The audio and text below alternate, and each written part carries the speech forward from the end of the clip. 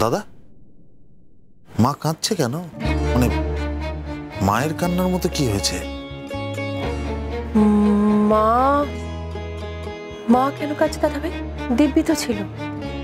একটা অচেনা লোককে দেখে মার এরম করে কান্নার কি হয়েছে? আমি তো বলতে পারবো না রে। তোরা যেখানে আমিও সেখানে, কি করে বলি বলতো?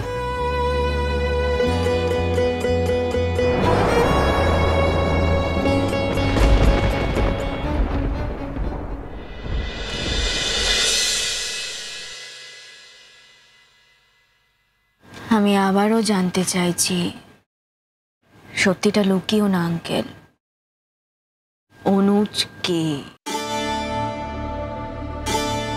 তার আগে তুমি ঠিক করো, তুমি কার সঙ্গে থাকবে। সেটা তো আমাদের তিনজনের ব্যক্তিগত ব্যাপার। সেটা একান্তই আমার, অনুজ আর অঙ্কুশের ব্যাপার। অনুজ যথেষ্ট সেন্সিবল ছেলে। ও জানে আমার ঠিক কি করা উচিত, ও সবটাই জানে। এই প্রশ্নগুলো তো তোমার থেকে আশা করা যায় না, তাই না? এই অবান্তর প্রশ্নগুলো কেন করছো আমাকে? আমি যে প্রশ্নটা তোমাকে করলাম সেই প্রশ্নের উত্তর দাও, লুকিও না।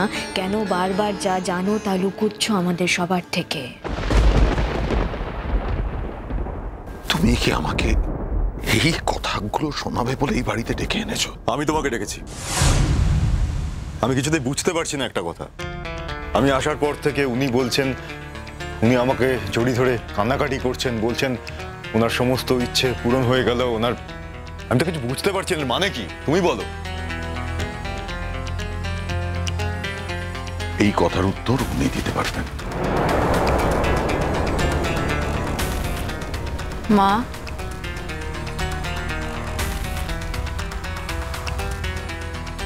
মা, তুমি অন্তত আমাদের সবার থেকে সত্যিটা লুকিও না। অনুজের ফিরে আসায় তুমি কেন এভাবে কান্নাকাটি করছো মা? তোমাকে আজ বলতেই হবে। আমার একটা কথা ছিল। বলো, কে বলতে চাও? দেখো কুটি, চিরকাল ধরে তুমি যে মানুষটার জন্য অপেক্ষা করেছো সে একমাত্র অনুজ। অনুজ যার জন্য চিরটা কাল অপেক্ষা করেছে সেটা তুমি। তাই আমি বলছিলাম যে এই মাঝখানে যা হয়েছে সেটা আমিও ভুলে যাব আর তুমিও ভুলে যাও। ভুলে যাও কি এত সোজা? দেখো অঙ্কুশ, তোমার যদি মনে হয় তুমি আমার সঙ্গে থাকতে চাও না, আমার সঙ্গে সংসার জীবন আর কাটাতে চাও না, সেটা তোমার একান্ত ব্যক্তিগত ব্যাপার। তোমার সম্পূর্ণ স্বাধীনতা আছে। কিন্তু আমি কি করব না করব সে বিষয়ে তো তুমি সবসময় সিদ্ধান্ত নিতে পারো না, তাই না অঙ্কুশ? কেন বলছো এই কথাগুলো তুমি?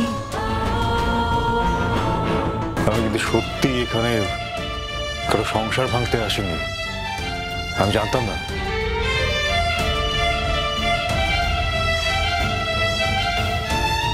তোমার তো সবটা জানারও কথা নয় অনুজ। নতুন করে আর কিছু বলার দরকার নেই অনুজ। আজ প্রথম আমাদের দেখা নয়, অনেক বছর ধরে আমরা একে অপরকে চিনি। জানো তো অনুজ, তুমি চলে যাওয়ার পর না ভেবেছিলাম জীবনের কখনো কিছু শুরুই করতে পারবো না। আমার জীবনটা বুঝি শেষ হয়ে গেছে। নিঃসঙ্গই ছিলাম বহু বছর, একা একাই জীবনটা পার করে দিয়েছি। তারপর হঠাৎ করে একদিন অঙ্কুশ আমার জীবনে এলো। আমাদের মধ্যে ভালো লাগা তৈরি হয়, ভালোবাসা তৈরি হয়। সেখান থেকে আমরা দুজন একে অপরকে বিয়ে করি। তোমাকে একটা কথা জানিয়ে রাখি, এই বিয়েতে আমার পূর্ণ সমর্থন আছে। অনুজ, আমরা তো কখনো একসঙ্গে থাকতে পারিনি, থেকেছি একসঙ্গে, কিন্তু সংসার করা হয়ে ওঠে, সেটা এই জীবনে আর হবেও না। বরং তুমি চেষ্টা করেছিলে তোমার সম্পর্কটাকে নতুন করে ঠিক করার। তাতেও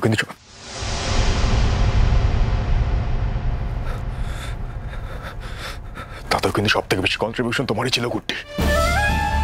আমি সেসব কথা বলছি না অনুজ, আমি শুধু বলতে চাইছি আমাদের নতুন করে আর কোনো থাকার জায়গা তৈরি হওয়ার নেই। অনুজ, আমার কথা কিন্তু এখনো শেষ হয়নি। আমি তোমাকে ভালোবাসতাম,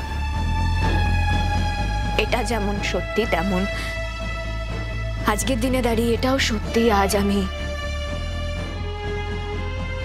অঙ্কুশকে ভালোবাসি। সেটা অ্যাকসেপ্ট করছি, করতে বাধ্য হচ্ছি।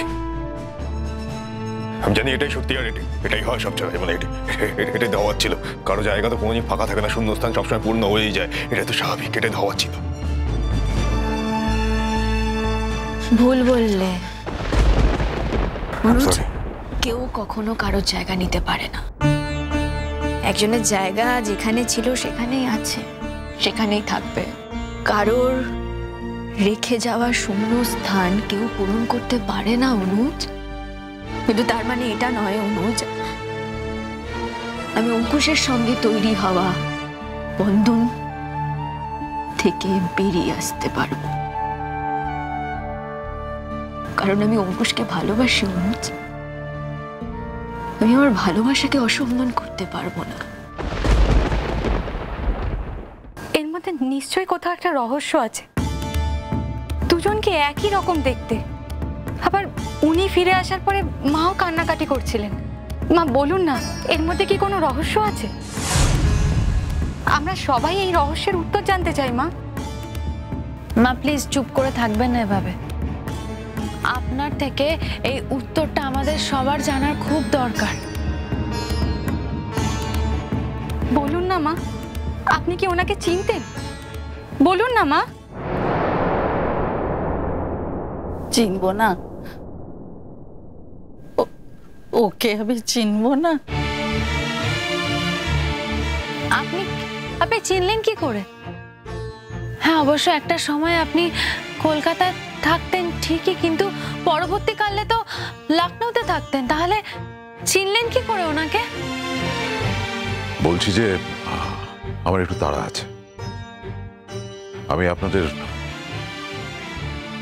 পারিবারিক ব্যক্তিগত ব্যাপারে ঢুকতে চাই না। আমি শুধু আমার ছেলেকে নিয়ে বাড়ি ফিরে যেতে চাই। ছেলে? কার ছেলে? আপনার ছেলে?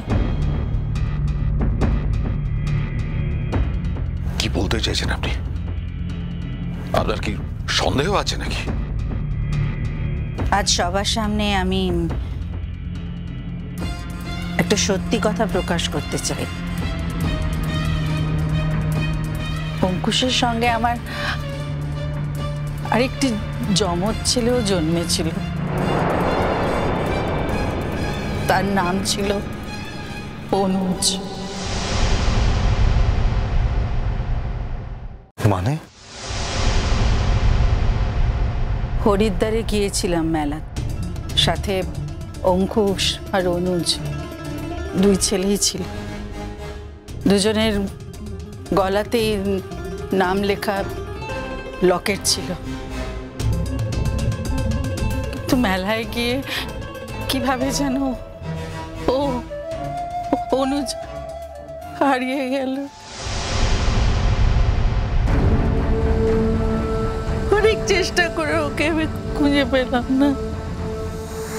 তারপর কারা পেয়েছিল, কাদের কাছে ও ছিল, আমি কিচ্ছু জানি না। আমি ভেবেছিলাম ওই ছেলে আমার নেই। কিন্তু ঈশ্বর যে দয়াময়, তিনি আবার আমার এই ছেলেকে সুস্থ করে আমার কাছে ফিরিয়ে দিলেন। এ কথাটা ওর মনে নেই। অঙ্কুশ তো তখন ছোট, আর বাকি এরা কেউ কিছু জানে না। মা মা আমাদের যে আর একজন বড় দাদা আছে, সেটা তুমি আগে আমাদের বলনি কেন মা? কেন বলনি? ঠিক আছে মুন্নি, এখন তো জানলে, তাই তো এদের দুজনকে একরকম দেখতে, আইডেন্টিক্যাল। আমি জানি না আমি এই কথাগুলো ঠিক বলছি না ভুল বলছি, কিন্তু আমার ভেতরে একটাই অনুভূতি তৈরি হচ্ছে। মনে হচ্ছে আমি অনেক বড় ক্ষতি করে ফেলেছি তোমার অনুজ। তুমি আমার কোনো ক্ষতি করোনি ভাই, আমার ক্ষতি করার জন্য আমি নিজেই যথেষ্ট।